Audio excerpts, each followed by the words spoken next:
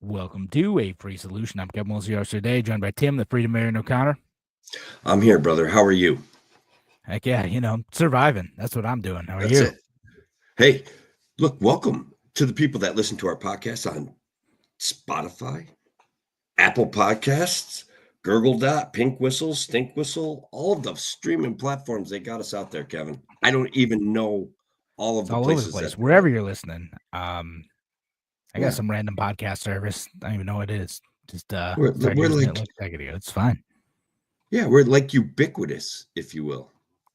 All over the place. Yeah. But thanks for everyone for joining us on the podcast, on the streaming services, wherever you're at. Appreciate you being here. Got a full show for us today. The annual CROmnibus tradition. We're going to talk about that. Trump going on about privatizing the postal service. We'll talk about the drones, of course. We got to talk about the drones. Some evictions, some pardon stuff. We're all over the place today. As y'all know, this is how we do it. But we're going to jump into the show in just a minute. And as always, if you have your comments, you have other things to talk about, leave those in the show too, and we will get to them as well. So we're going to jump in 5, 4, 3, 2. Now, an hour of clarity for exhausted people of our nation mired in toxic partisanship. Left versus right, us versus them. While we pay to keep our politicians fighting, how do we, the people, rise up and solve the great challenges of our time? We do it by embracing freedom and liberty. There may be no such thing as a free lunch, but this hour is as close as it gets. Welcome to A Free Solution. Welcome to A Free Solution. I'm Kevin Wilson today, joined by Tim, the Freedom Marion O'Connor. I'm here, Kevin, and I am on the road, as always, in the beautiful, Whitehall, Pennsylvania area, the beautiful, warm Lehigh Valley in Pennsylvania. You guys, upstate New York, you don't know what you're missing. It's only 2 hours south, and it's like 40 degrees warmer down here. It's absolutely beautiful. That's just not fair. We're close enough to Allentown to get real Philly cheesesteaks, bro. Or we're close enough to Philadelphia to get real Philly cheesesteaks. That made a lot more sense. You get the real deal. Yeah, no, I know what you meant. The people who know the area knew what you meant, I'm sure. Yeah. No, sounds nice. We got mixed precipitation here. Not a fan of that, but it is December. I'm festive today. I got my Christmas sweater on. I know y'all can't see it on WSL, but I got like a Game of Thrones Santa sweater on. It's the season for it. But you know what else it's the season for, Tim? It's CROmnibus season. Oh my God, these jokers, clowns, and frauds, Kevin. That's all. Every single year, every single election cycle, they do this exact same thing. I'm like, shut it down. Shut it down. Yeah. Well, listen, I was listening to, I'm trying to remember what news service it was on. It might have been CNN's actually, where they're like, the hardliners are considering voting no on this continuing resolution omnibus bill. And that would be irresponsible because this is how we fund our government and critical services like SNAP. And I'm like, man, we do this every year. Every year Congress fails to actually pass real spending bills, and they're like, well, I guess we'll just extend what we're doing for the last 40 years. Just keep right on and going, not doing your jobs, you psychopaths, wasting our money. Kevin, they fund all sorts of ridiculous things. I did get some late breaking news. Like this bill is dead, though. Like they're gonna fight this out, Kevin. They're going home. Is it actually gonna die? I mean, like every year there's like a handful of people, like the Thomas Massey types who are like, I don't know, seems bad. You've just put this, 10,000 page bill on my desk and given me 3 hours to read it. I don't know that I want to do that. And then they do it anyway. I mean, honestly, I'm with you. They're going to come up with something. They're going to spend this money, but it appears that Trump is encouraging them to push back. Massey is doing the biggest I told you so with 200,000 likes on Twitter. That's absolutely huge. He's like, I told you back in September that this is exactly how it was going to play out, that we would be up against the deadline of going home for Christmas, and they would be cramming bad spending projects into a bill that funds items that we need to debate, and it's going to grow the debt massively. And that's what they're doing. That's what they're up against. That's what's happening yet again. So I have an article if you give me a second, but what do you think? Why do they do this over and over and over again? A combination of incompetence and, I'll give you this one. I think part of it is like, yeah, they can sneak a couple other things into there too. They'd be like, well, like normally we wouldn't be able to get funding for this project in here, but no one wants the government to shut down because that's going to make members look bad if they vote against like funding basic services of the government. So we'll just sneak that in there. And then if they do vote against it, we're going to trash them for, not voting for like SNAP benefits or Social Security and blah, blah, blah. It's like, we play the same game every year. We've been doing it forever now. And this is in fact, it's Groundhog Day because like this is in fact the umpteenth time that I have given this rant on this show, on whatever iteration of show that I've been on, is like, why do we do this every year? I don't know. I've got an article up by this the esteemed and established CBS News. House conservatives revolt over GOP backspending bill to avoid shutdown. And it takes 3 CBS News writers to come up with an article of this caliber, Kevin. And there's probably 12 paragraphs in this. I'm not going to read them all, but I do want to give all 3 authors credit. A Kayla Hubbard, a Caitlin Yillick, and a Caitlin Huey Burns came up with this very interesting report on what has just happened. It came out, Kevin, at about, 40 minutes before showtime. House Speaker Mike Johnson scrapped last-minute measures to keep the government funded into spring and avoid a shutdown as he faced a revolt from his fellow Republicans and an increasing number of allies, including President-elect Donald Trump. They're objecting to billions of dollars in spending that had been, I'm adding some words, crammed into the bill to force the American people to get ripped off by this process. Those are words that I added, but yeah, I'm editorializing a little bit. The stopgap funding measure released Tuesday is dead, and the path forward is unclear. Kevin, I have hopes. Like they're actually going to shut this down, man. What do you think? Come on. It would be great. It'd be great if they paused for a second and they said, okay, like we're going to figure out how to do this right. We're going to just pass the bills that like have been in progress all year long for like normal funding resolutions and just do those. That would be cool. Because there's other stuff in there too. Like some of the things that they put in there is like, $100 billion for disaster relief and $10 billion for farm subsidies. And like they just like stick like random things in there that like, even if it's totally wasteful, even if it's totally ridiculous, or if it's totally necessary, like it becomes a political non-starter for many people not to vote for it. Now, voters could pay attention to this and they could say, hey, just because my member is voting no does not mean that they don't care about like certain government programs. It might just mean that this is an irresponsible and reckless bill and they're trying to like bring some sanity back to this process. But Tim, I'm not holding my breath. Normally I'm the optimistic one, but like there is such a long pattern of this stuff. I'm going to bet that the speaker comes out with a new bill that's going to make some minor changes and it's going to get passed by Christmas. It going to trim a few $1 billion. What's a few $1 billion amongst friends here, Kevin? We're all on the same team. They're going to announce like big cuts, but remember, like the big cuts are going to be like, instead of increasing everything by $500 billion, we're going to increase it by $497 billion. Thank us for cutting spending this year.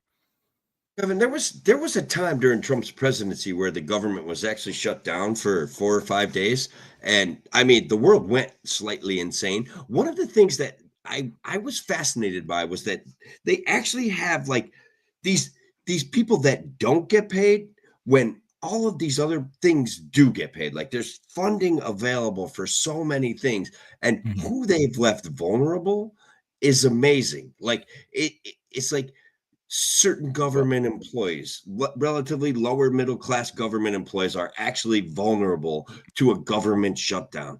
That not the big military contracts, not the big war machine stuff. Like all of those things get paid, but some middle class worker who shuffles paper for a living at the behest of like the federal government is actually at risk of not getting a paycheck. It's amazing that these people, that's who they left on the line with. They have a lot of automatic funding that is approved in bills like this, but these bills get paid no matter what. It's just amazing the show that they put on. We've got former representatives. And I think what you're referring to is like last year there was a reference to paying sending money to Ukraine when this happened. Is like, well, how is it that you can send money to Ukraine while the government is shut down?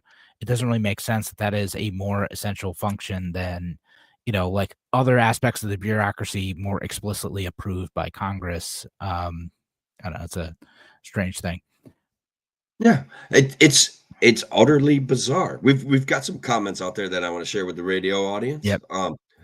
Our buddy Legacy Zach coming in from YouTube. They've always been doing this for decades. In fact, this is how the 17th Amendment was passed and inevitably ratified, where they put it up against a deadline where these jokers want to go home and take a big, huge vacation, right? Our buddy John Thuman, funding gain of function is necessary and needed. What? These are the comments that come out of the current Congress. Like, it's awesome.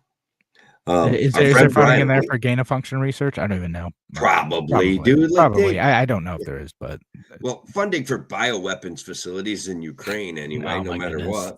We're not gonna have that fight now. Anyway, Brian on Facebook says they're trying to get everything they can before Trump gets in and flushes the crapper. Maybe, I don't know, man. Like Trump's a big fan of spending too. Like he was the biggest spender until Biden was the biggest spender. And this is before COVID. I understand why people like Trump better than Biden on a very visceral level. But Brian Hoyt knows, Kevin, like Trump is a freewheeling big spender, and what he's going to pull the plug on is like people that annoy him, and then he's going to bring in people that annoy me. Like, it's really going to be that simple. You know what I mean? That's fair. That's a good way of putting it. All right, he's going to replace the annoying people with his own annoying people. That's correct. Yeah, and they'll all still annoy me. To be fair, like I'll be annoyed by all of them. So it's okay. That's what I'm expecting. Yeah, we'll just go back and forth on that forever, and somehow it's going to just keep costing more money. Yeah, surprise, Yeah. So, all right. How much time we got? So we got a few more minutes. Should we talk about privatizing the Postal Service? Yeah, absolutely, Kevin. Yeah, we absolutely should be talking about privatizing the post office. I want to say that it's a constitutionally guaranteed government agency that we have no right to mess with at all. Like, they are their own self-sufficient, self-supporting government agency. They're guaranteed by the Constitution. And because those things are true, they have more power than anything else. Like, they're more important than the military. Period. More important than military. Well, like the military, there is a constitutional justification for the Postal Service. Unlike many agencies, the U.S. Postal Service is explicitly allowed by the U.S. Constitution.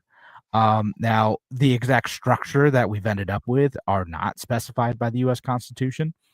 And just because the Constitution says something does not necessarily mean we have to accept that as the only way to do things. Correct. So we don't have to. Again, like most of the time, I think the Constitution is a pretty good document. But just because the Constitution has a place for the U.S. Postal Service does not necessarily mean that is the best way to deliver mail in the year 2024.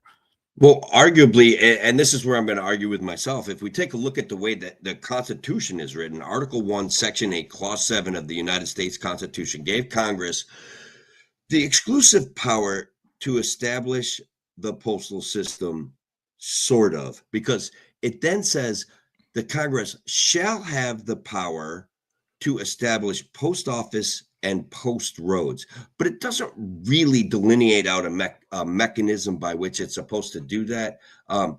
So arguably, its broadness led to a number of court cases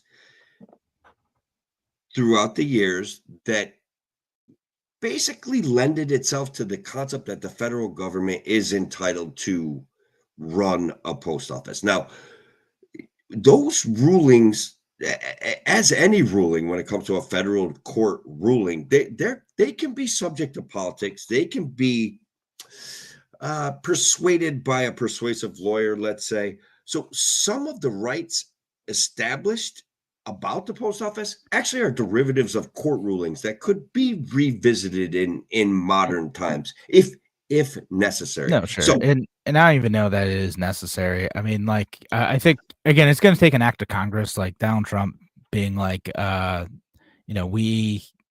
he can't just like do an executive order and say like we're privatizing the postal service. It's going to take an act of Congress, right? But here's a couple things about the postal service. So one is that I think that being run by the U.S. government does make them less efficient because they're required to do things like fund their pension decades out, and that makes it harder for them to operate. They're also under restrictions like when Congress says like you have to do Saturday mail delivery no matter what, then they have to do that no matter what. They have to serve every single person. Well, that's fine. That falls under like the service, like not a private company function, right? So okay, we have to make sure it serves everyone, but private companies could realistically do that too. But the U.S. is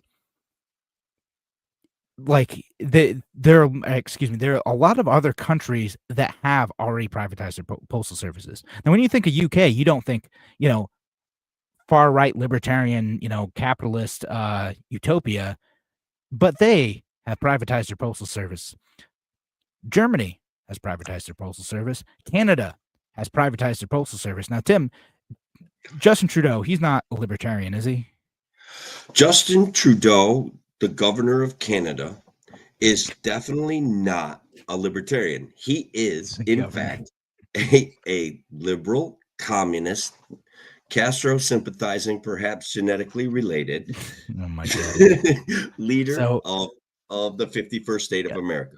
So we know how big of a fan Tim is of Justin Trudeau and Keir Starmer, but despite this, both Canada and the UK have privatized postal services. They've already like kind of devolved the postal services and allowed. Now in the United States, it is illegal for any other company to do something that even comes close to approximating like postal service, right? So even like you have like express packages like Equifax, and I think I want to say it was FedEx got investigated a few years back for like trying to replicate the mail service because they were doing like express deliveries of like parcels and like the like documents. So that was too close to encroaching on the postal monopoly. No, we could just allow that, right? And some of the weird like comebacks I've seen for like the talking point among Democrats is like, oh, this is going to hurt rural voters the most, that this is voters going against their own interests again, Donald Trump betraying his own base, because we won't get mail service to rural areas. You'll have to go to like a community P.O. box or have restrictions on where you get mail delivered. Guys, they already have that. Like that is already a thing.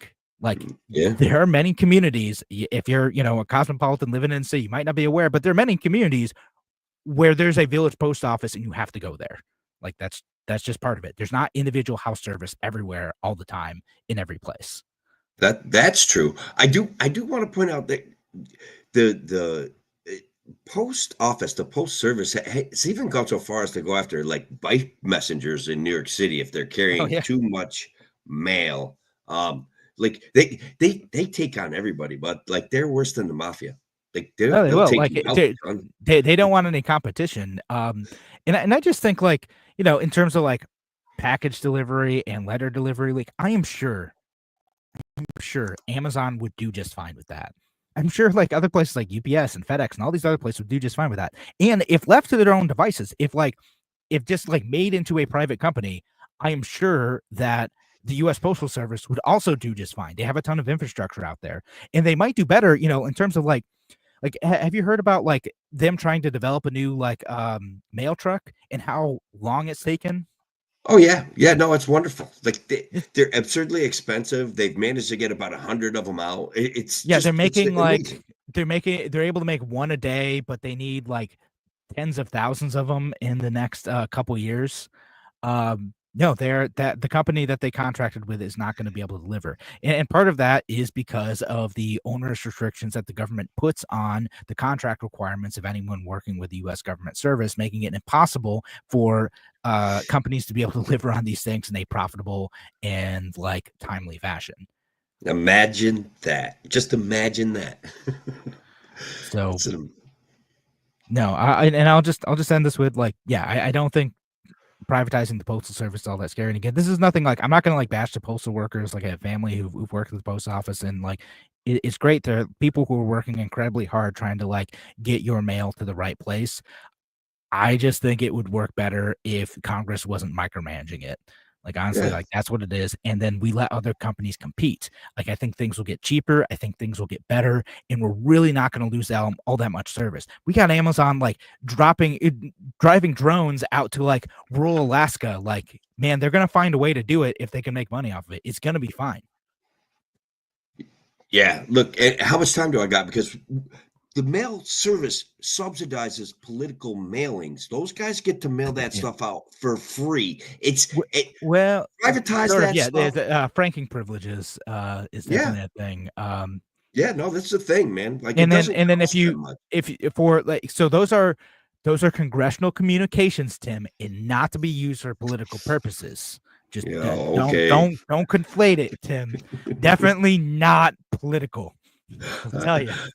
How would I know that Josh Riley is an evil alien from Mars without those glossy 5x8 political mailings from Mark Molinaro, who lost anyways, by the way?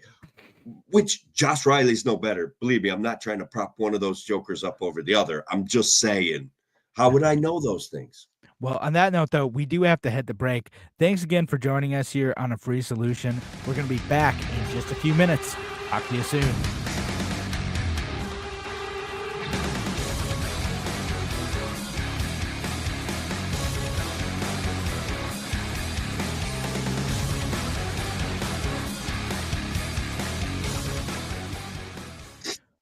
All right, and quick, we'll get this comment from, like I said, Zach. Trump promises to privatize, quotes, the USPS, and people forget that USPS is already operating as a private entity.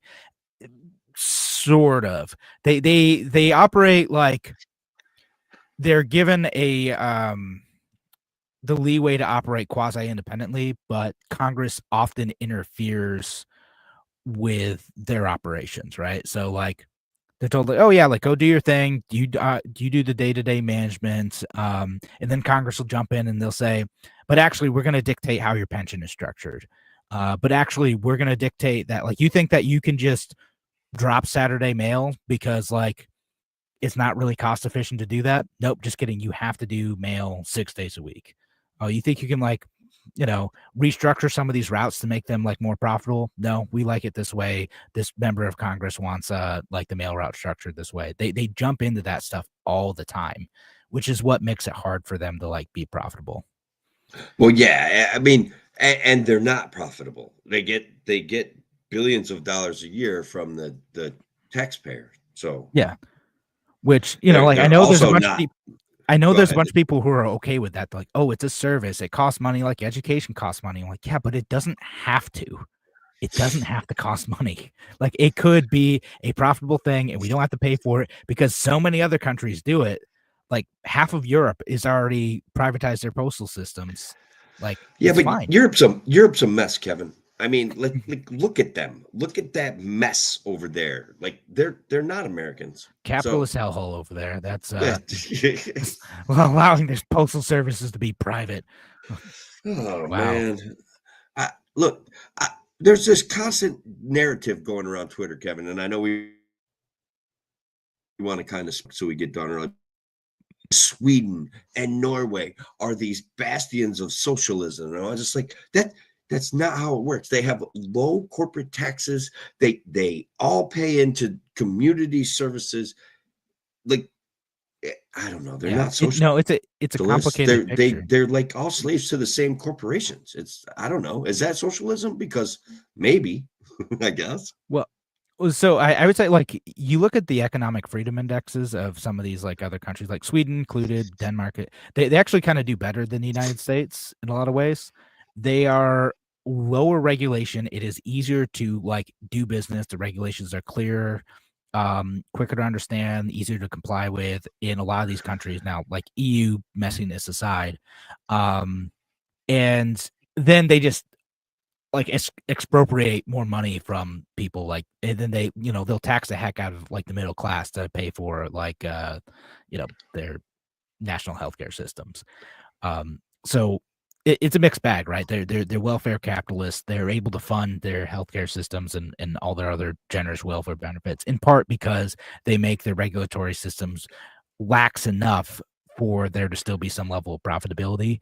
And it would be better if the United States would look at their level of regulation, honestly, in some of these, like in the Nordic countries, and consider that maybe we don't need as much and they're able to get along just fine. I'm not saying copy the rest of the stuff about the welfare state.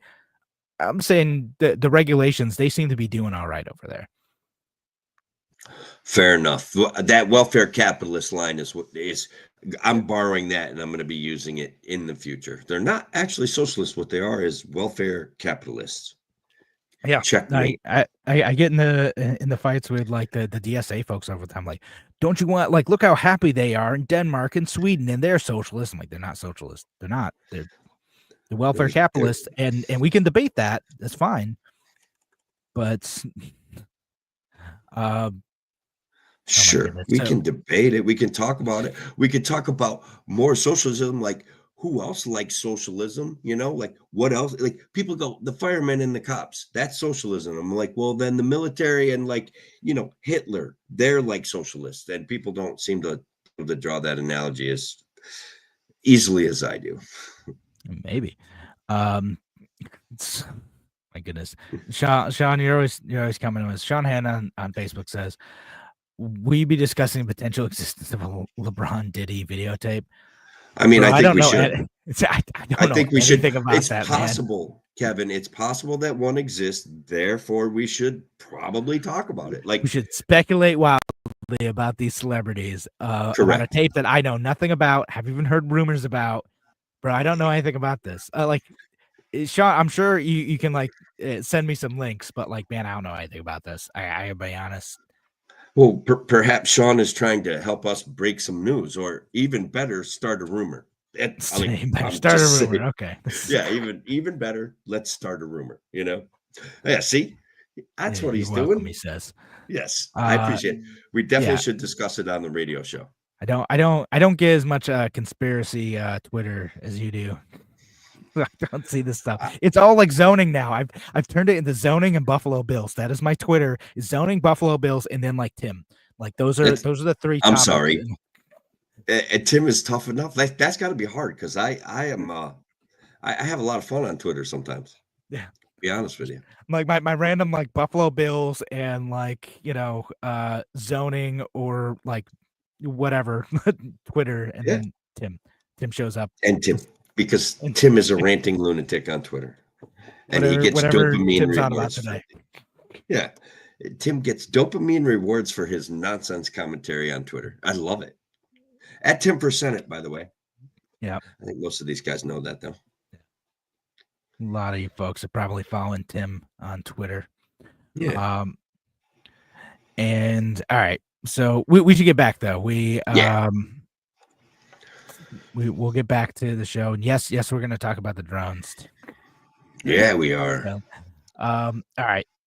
Let's go back to the show in 5 seconds. 3.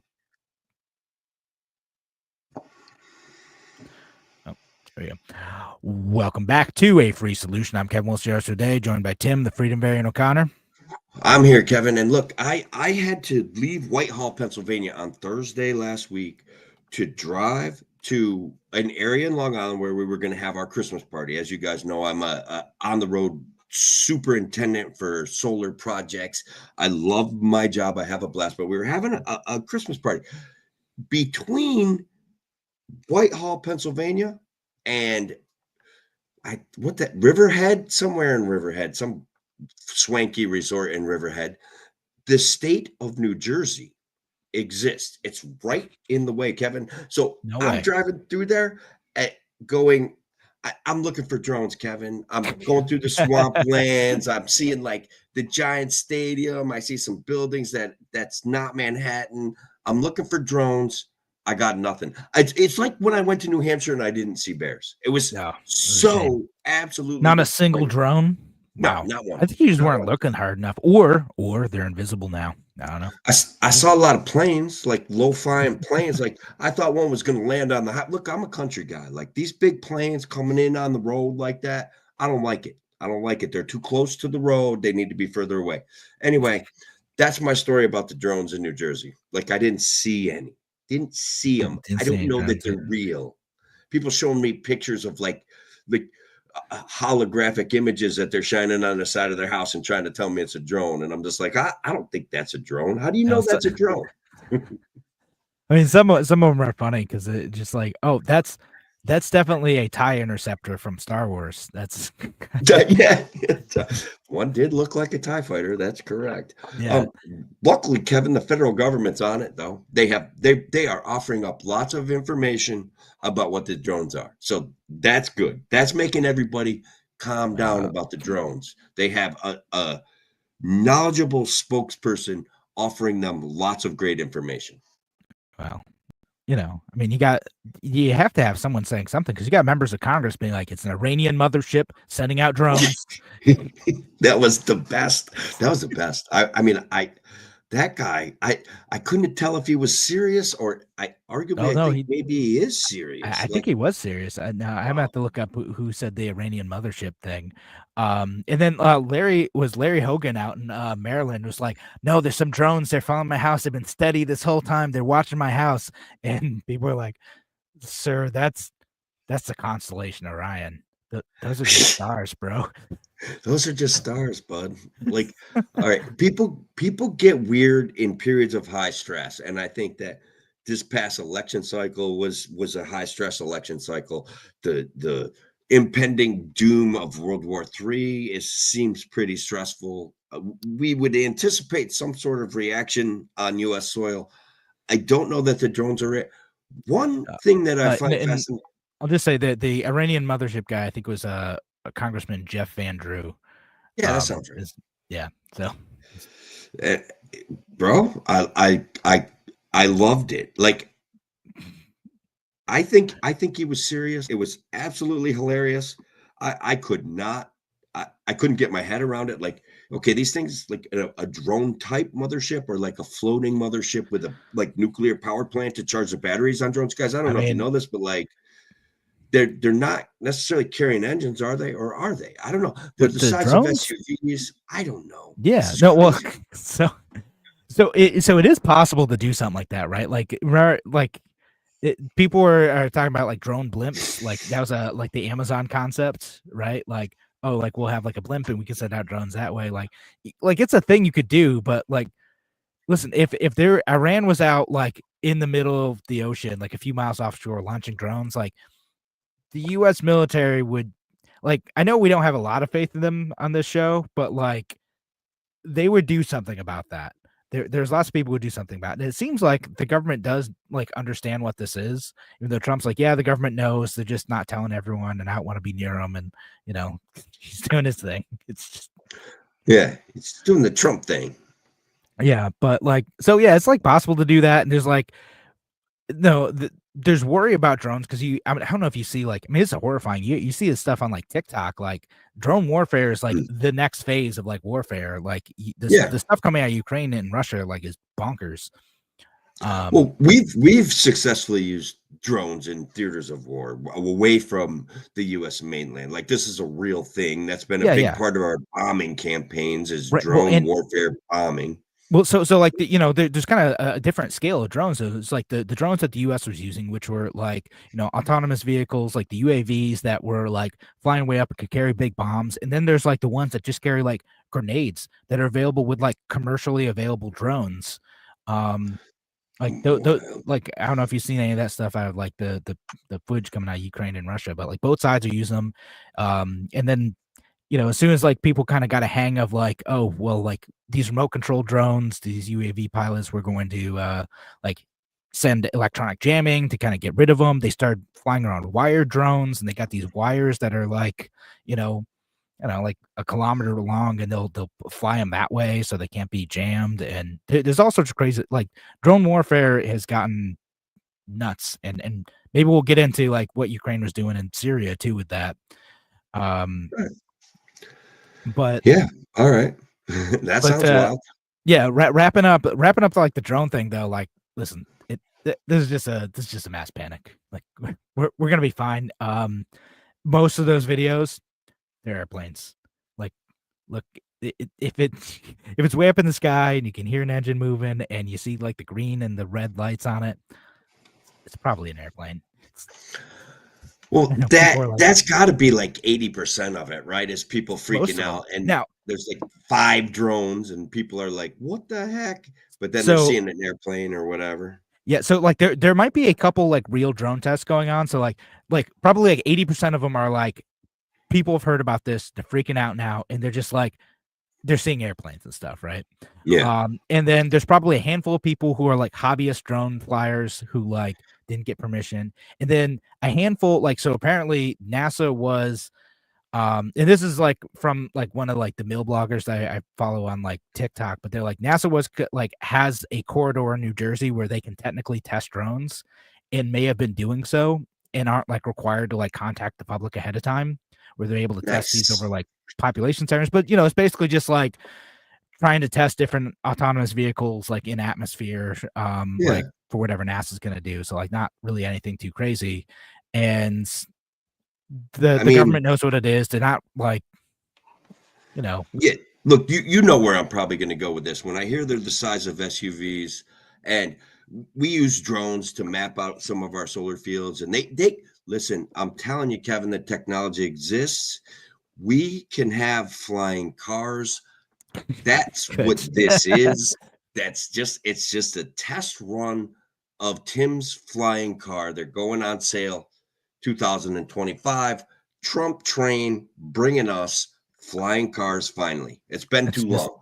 We've been testing the flying cars. I'm ready for it. Like Waymo, they've already put out a bunch of like autonomous like vehicles. Like, let's get the drones next. Like, yeah, y'all can step it up. Like, just get the automated drone taxis.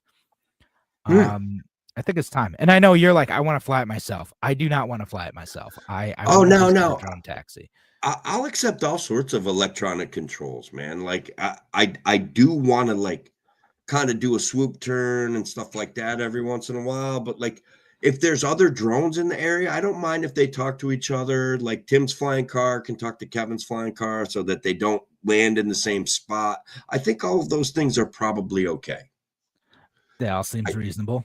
Yeah, I trust AI. I mean, I was arguing with Grok earlier over, statistics and stuff like that. He doesn't know what he's talking about, but whatever. Doesn't stop me. You're arguing with the bots. Yeah, Grok, yeah. AI. I was winning though. Yeah, I was winning. Yeah. Yeah, the guy doesn't know anything about statistics. Let me just tell you. It's nutty. I'm just saying. It's like repeating mainstream narratives about statistics, and I'm like, "What is wrong with you, Grok?" What if Grok's right? What if you're Grok? Wrong? Well, Grok admits that he's just a language model, Kevin, and that he doesn't really understand math. That's what he says, and so I'm like, "Well, argument is over. Then you lose." Do you feel like a big man when you won against the large language model, Tim?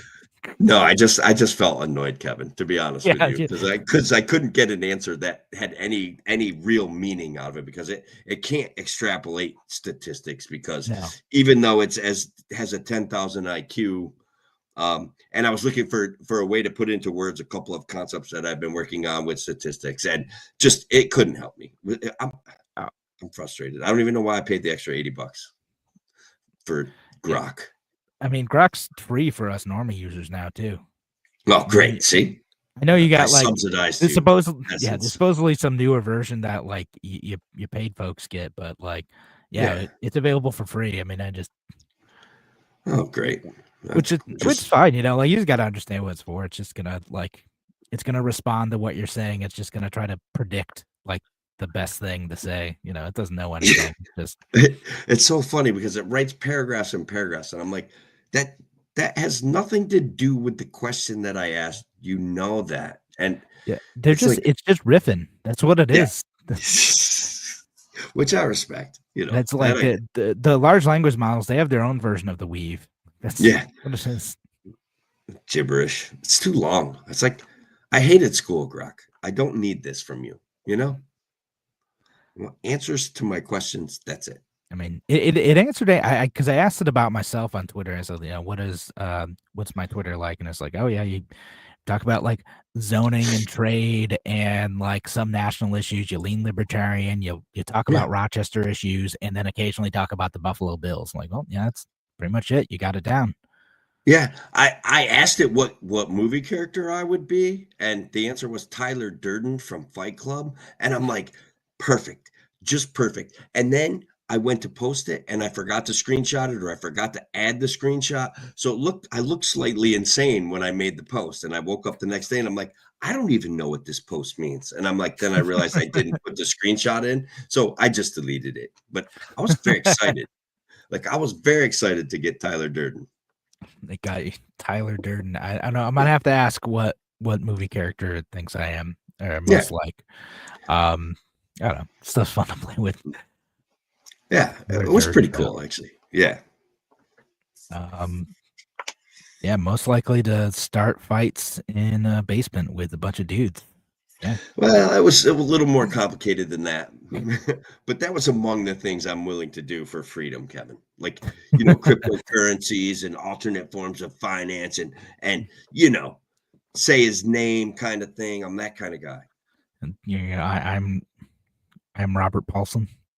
Yeah, his name was Robert Paulson. Yeah, his name was Robert Paulson. Yes, yes, his name was. I mean, it's just a movie, but it was impactful, Kevin. It was a good movie. I like the movie. You know, I watched it. You know, it's decent. So we're pretty much settled that the drones aren't looking for a lost nuclear bomb. Like, are we sure about that? There's some good conspiracies out there. I did see that one too. That's what they're looking for, is that we lost a nuke, and they're all like scrambling to look for it.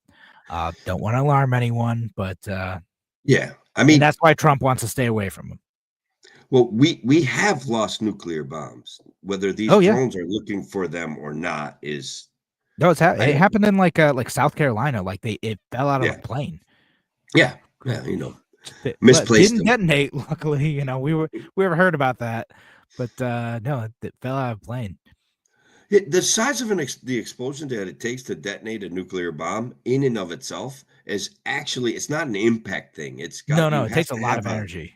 Yeah, it takes a lot of energy to blow up. Like, you could blow up a small town with the energy it takes to detonate a nuclear bomb, which can blow up a large city. So, you know, you got to have priorities, Kevin, when you're, you know, doing war. No, you got to put a lot of energy in to get even more energy out. So anyway, on that note, we are heading up on break in a few minutes. I think we've spent this whole segment somehow talking about drones. But when we come back, we'll talk about a few other things. And then we got the like evictions thing in Rochester, the pardons, and a handful of other things. But we're going to be back in just a few minutes. Talk to you soon.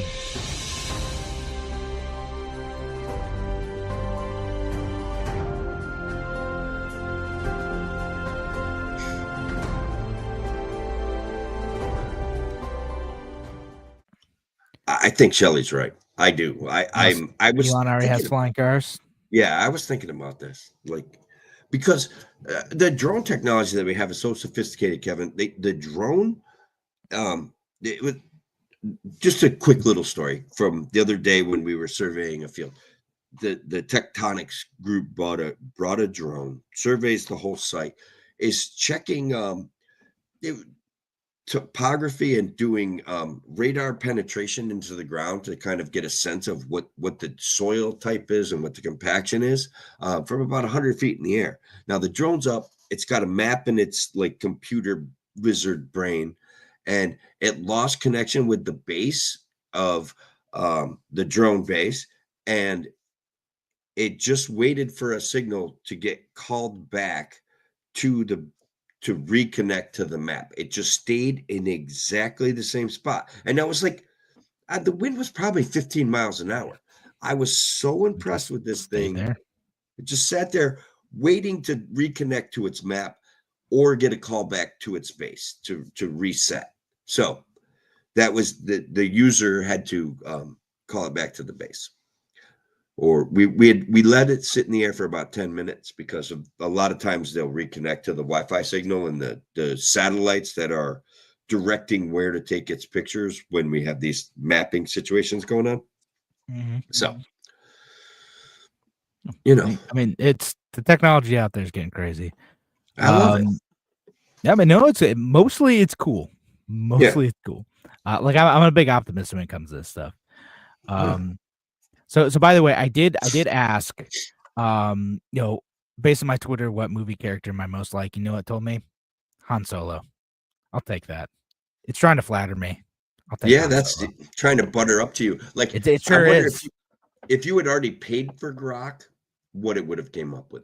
Yeah, probably something less flattering. Like, listen, jump. I mean, you're a loser, and here's who you really like.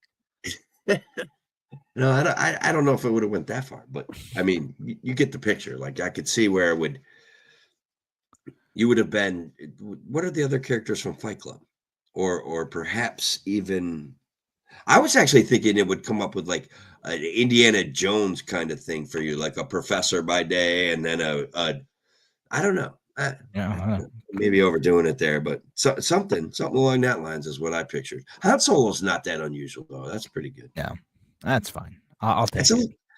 It's a little overstating it though from your post. Like you're more intellectual than a smuggler. You know what I mean? Yeah, I'd say that too. It's an adventurous yet practical. All right, that's probably from responding to my tweets. Like adventurous, skeptical of bureaucracy, no nonsense attitude. Maybe it's a little bit of nonsense, but. Strong moral compass. Sure. Yeah, that's true. That's accurate. All right. Anyway, we should get back to wrapping up the show. Yeah. Let's get it over with. Yeah, I'll get it. We'll get it. All right. Back in 5 seconds.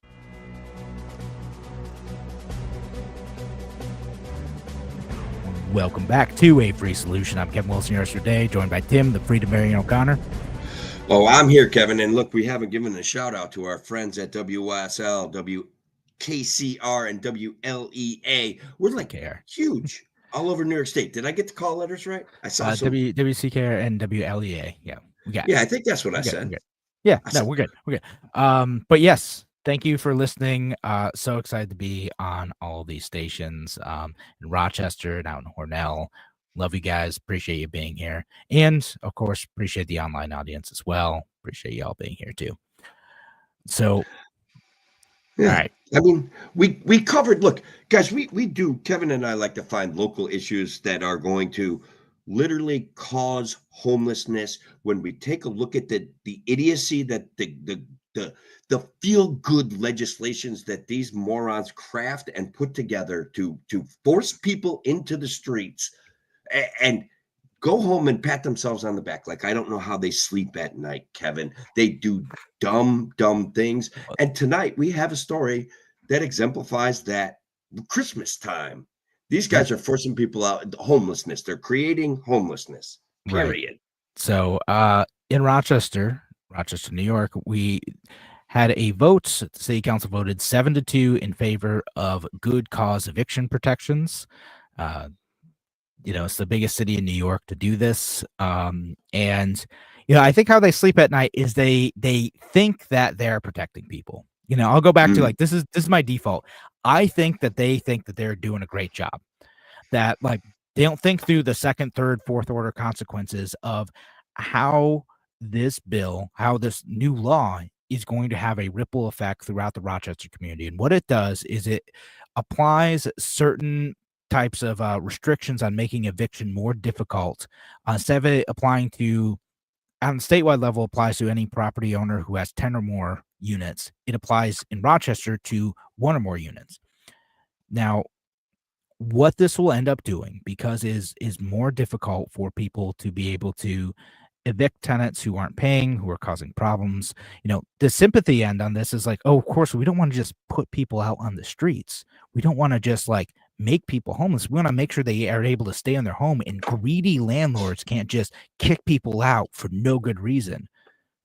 That's what they think. That's what they go to bed telling themselves at night. But what is actually going to happen is now it's going to become more expensive for any property owner to be able to rent out their property, so they're going to be less likely to do so. It's going to be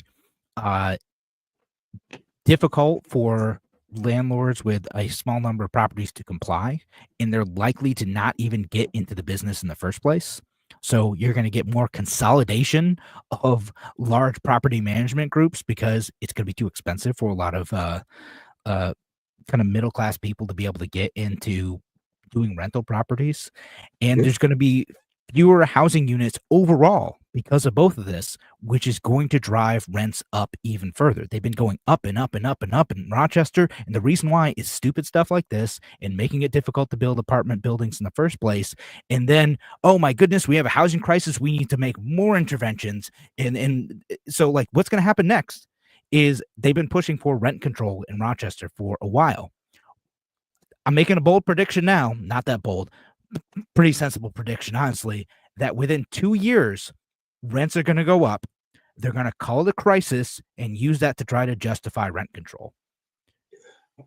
Kevin, all of that is exactly what's going to happen at the same time as more people are going to end up homeless in Rochester. Okay. Yes. Bottom line, when I see a law like this, and guys, look, this is a compassionate stance. It's a well thought through stance. People acting on serving other people without risk. Okay. If I have the right to protect my property from a bad person, I can charge much, much lower rent than I can if I know I'm going to get stuck every other year with some psychopath that's going to destroy my property, period. And I am not doing anything owner occupied with laws like this in place. It's not going to happen. Okay.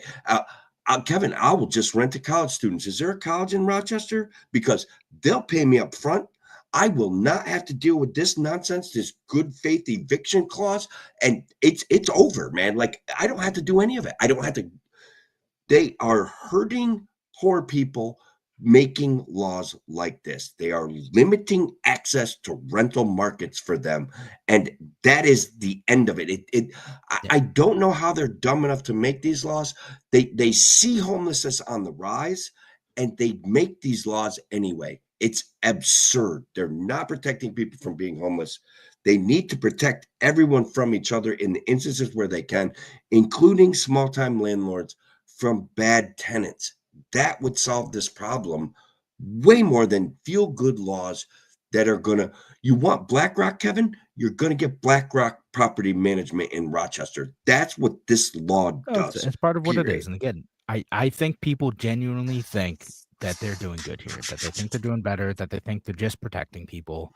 And I want to try to level with those folks who are just misunderstanding the ways in which this just makes it harder for the market to do that. Now, again, there's some folks who are just so blatantly ignorant, it's frustrating, and I want to be mad at them. But there's a lot of people out there who think they're helping with this, but you're not. This is something that's going to make it difficult to grow our housing in Rochester, and it's going to make it it's going to end up with more people on the streets and more families hurting because of it. Just because something's well-intentioned does not mean that you are causing something good to happen. Right. It just means the government's going to have to spend more money on housing. Okay. They're going to have to spend more money on hotels until they then shut down those hotels for being substandard and being destroyed. Like, that's the end results of programs like this. More people on the streets, period. Okay. And I know you're willing to forgive them and give them the benefit of the doubt. What I'm saying is, if they're not working for BlackRock to help BlackRock buy these houses, they're so dumb, they're dangerous. Okay, that's how fair. I'm saying. I think that's our compromise. Is that like, because to me, like, you don't have to be malicious to cause, like, dangerous policy, right? Like, you can think sunshine and rainbows and think you're helping people and want to, like, do the right thing, but at the same time cause massive amounts of destruction because of your ignorance and good intentions. Fair enough. That's okay. Okay, they're so dumb, they're dangerous. We agree. That's beautiful. Oh yeah, we got something there. There we go. Tim and Kevin agree on. All right. Anyway, so I know we had a couple other things that we want to talk about. Do we want to talk about, like, some of the weird Joe Biden pardons? Like, oh my God, Kevin. Yeah. Like, so he did just pardon like 1,500 people, which is Joe I Biden went from kind of like. Go ahead. Man, I don't know. I don't know what's going on with him. Yeah, so he pardoned a bunch of people. He some pardons, a lot of commutations. He went from, like, the president who had used that power the least to now, like, the president who used it the most. We just saved it all up for the end. Although, like, there's a bunch that makes sense. There's a bunch that are fine, like the kind of non-violent drug offender type of stuff. And then there's, like, a handful that are just head scratchers. Like, all right, like, sure, I think in a criminal justice framework, I could get why, like, some people would be eligible for early release. They're elderly, they're, non-violent, they're not likely to offend again. But, like, dude, the cash for kids judge, like, that's I don't know, man. He thinking?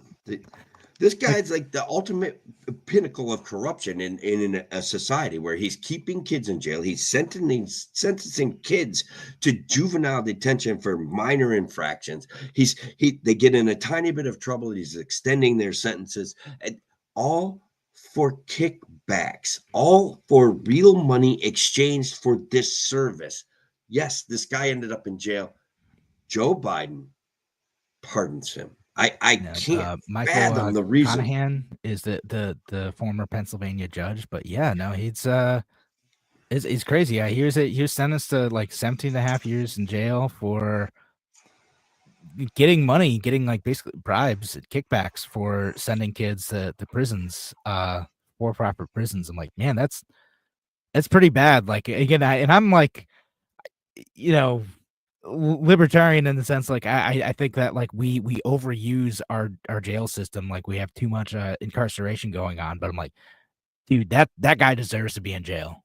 Absolutely deserves it. Like, if you were taking money to, like, send kids to jail when they don't need to go to jail, like, man, there's a special place in hell for people like that. Like, well, there's no way a guy like that can be over sentenced. Okay, he's so bad to his core. Like, he can only be undercharged. All right, that's it. In our society, with our set of parameters, he can only be undercharged. Thousands of lives ruined because of that. Yeah. Like, ruining, like, the youth of like, these kids and the families who had to go through that. Like, just absolutely awful. And there's a couple other weird ones too. Like, there's the woman, and I forgot to pull up her article, but she had stolen like tens of millions of dollars from a town, and used it to buy, like, furs and jewelry and, like, improve her house and stuff. And, like, she only served a few years, and I don't know, Biden commuted her sentence. I'm like, all right, like, she was a big donor, Kevin. Like, she was a lot of that money that she stole from the town. She donated to, like, Joe Biden's campaign, Act Blue, things like that. Like, her intent, Kevin, is what's important there. Yeah. Yeah, I gotta wonder what it is, because I'm like, because again, part of me is just like, okay, like, I get letting some folks out of jail, and generally, I think that presidents underutilize their pardon and commutation power, not overutilize it. Just, there's a couple weird ones in there, but I'm like, generally, I think, like, for the most part, like the presidents should use it more. People who've served a long time, people who've spent many, many years in jail, people who are unlikely to offend again. Maybe these folks fall into that, but I think rightly we're getting a lot of criticism for people who've hurt a lot of folks. And but again, there's a limit to that, right? Like, I don't know, like if someone had already served like 20 years, like if that judge had already served 20 years, I'd be like, all right, like maybe, like that's a long time. Because I've said that about like people who've even committed violent crimes. I know I've gotten some harsh feedback for that, but like because there's a case in Rochester where like a murderer got not pardoned, but like just got out on parole after like 40 years, and I'm kind of like 40 years is a pretty long time. I'm okay with that, but look, everyone knows that these things aren't necessarily originating nor ending with him, other than here's a pen, sign this piece of paper right here. Thank you very much, sir. Well, do you want another donut? You know what I mean? Like that's what's going on here. So somehow somebody snuck a piece of paper in there and said, well, a family friend, like this is how these things end. This is how dynasties die, Kevin, in farcical, comical, banana Republican moves. Like this is absurd what's going on. Something like that. I mean, it's maybe I'm too negative. I don't know. I don't know, man. Like it, but yeah, some of these are a little bit odd to me. I say I'm less forgiving of people who are like, again, adults who knew what they're doing, who were in a position of authority, who were like in positions of like government power over people, and then abused it, stole, hurt people, took money, took bribes, like then like a kid who screwed up and like hurt someone, Yeah. Which again, it's not that person doesn't young person doesn't deserve punishment of some sort and deserves to spend time in jail, but like I'm more forgiving of someone who's done that, spent decades in jail, hopefully learned the lesson and gets out, than a judge who is trusted with like power over people. And then Joe Biden, like, I don't know, like what, man, he's just in retirement mode, man. He's checked out, like just, whatever, sign the paperwork. Sure. Fine. I've got some breaking news from CNN. Do we have time to do that on the radio show? We got like 50 seconds. All right. Probably can't do it. If you guys check out our podcast, if you check out our X feeds, listen after. You're going to have to follow at Tim for Senate or at Kevin Wilson ROC. Both of those call signs are on Twitter. We appreciate it. Merry Christmas to the WSL audience. We love you guys. Thank you. Yeah. Thank you, folks. Appreciate you listening. As always, Merry Christmas, everyone. Hope you have a wonderful, wonderful holiday. Take care. Talk to you soon.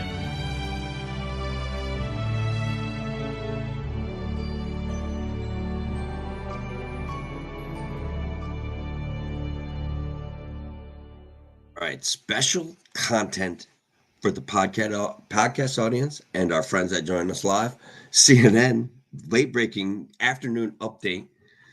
I don't know if you guys caught that freed Syrian prisoner. Kevin, did you catch any of that? Where that Claire, what's her name? Clarissa Ward's report. She's over in Syria. The fall of the Assad regime. They're kind of like in Damascus, checking out one of his many prisons and torture centers, and they stumble upon a locked cell, Kevin. Yeah. Look, as I'm listening to it, I'm like, this is bad acting. Something about this doesn't seem right.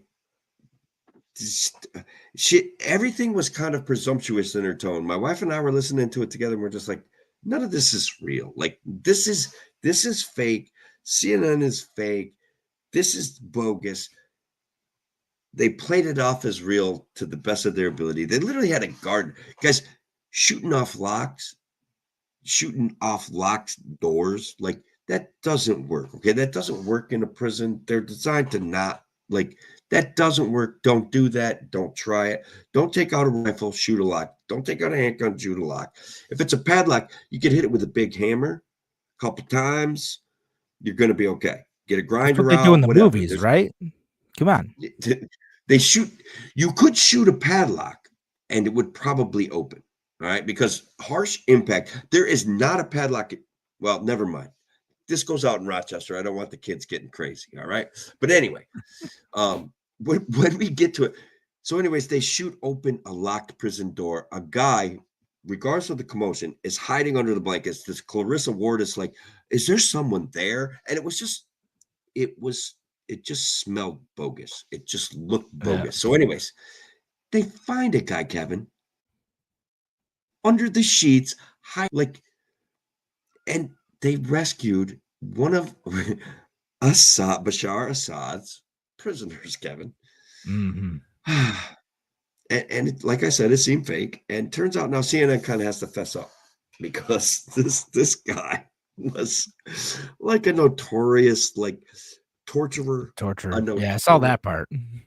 Yeah, it turns out this guy was an actual member of the Assad regime who had ran afoul of the rules that Assad had. Okay, some of the rules they had, I guess, apparently, taking bribes was a problem, even though this guy was a notorious bribe acceptor. That this guy leveraged his power to persecute people into, getting a little bit of cash.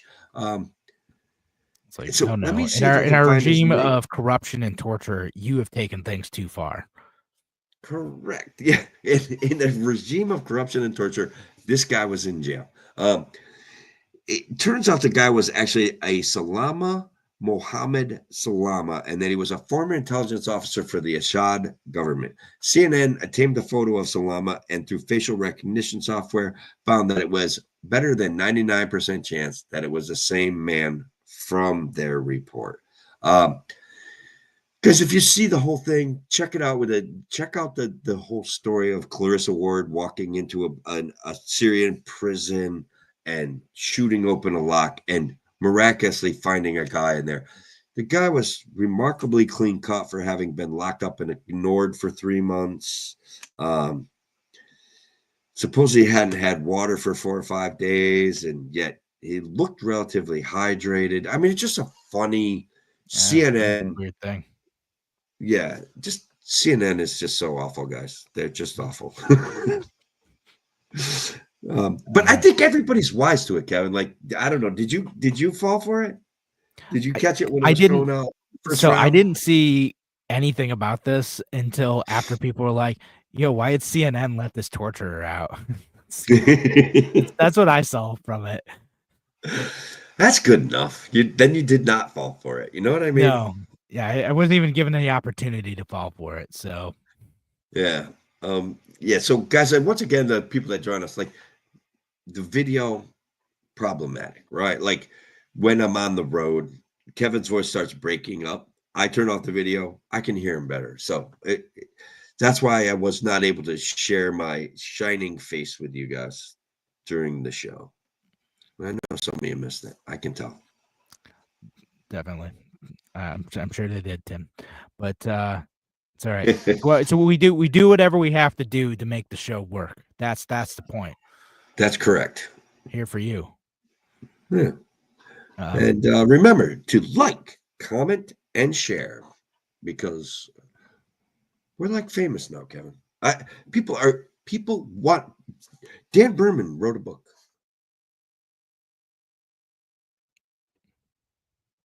I think we should have him on the show. See, I got to turn off. I got to turn off my camera. I couldn't. Dan Berman wrote a book, and then we should have him on the show. Okay, we should have him on the show. Queeder's got some initiatives that he's working on. We'll talk after the show, see if we can work some time in for him. Heck yeah. So, and anyways, yeah. Well, probably won't do a show next week, folks, since Wednesday is Christmas, and I think that might be a good time for all of us to spend time with our families. So, again, we'll say Merry Christmas, Happy Holidays, whatever you celebrate too, and take care, folks. Good night, everybody.